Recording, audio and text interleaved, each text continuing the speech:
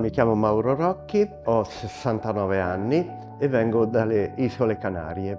I miei problemi dentali sono cominciati da piccolo, in quanto io soffrivo di un prognatismo inverso, quindi avevo la parte inferiore del viso che sovrapponeva a quella superiore. E ora che ho terminato questo intervento mi trovo decisamente un'altra persona. Cioè, ho riacquistato sicurezza con me stesso da un punto di vista alimentare, i rapporti con gli amici, non devo nascondermi più magari mentre parlo o sentire il disagio degli altri che mi guardano mentre parlo.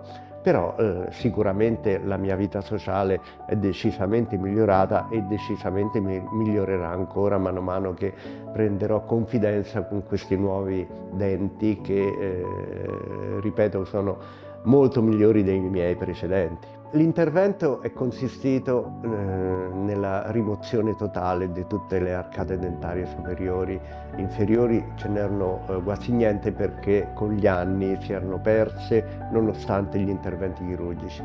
Sono stati impiantati dei perni ossei e in maniera perfetta, diciamo, da questo punto di vista, perché programmati anche da nuove tecnologie di immagini dentali, di risonanze magnetiche, quindi è stata una cosa molto particolare. L'intervento successivo è stato molto semplice perché praticamente è stata un riposizionamento nella bocca di arcate dentali tecnologicamente avanzate che sono state modellate su misura per tutte le mie arcate superiori ed inferiori. E questo penso che siano pochi i posti dove viene fatto questo qui, soprattutto con la competenza e con l'accoglienza che io ho trovato qui. Tutte le persone hanno un approccio estremamente gentile con noi pazienti, ma soprattutto viviamo un ambiente molto familiare.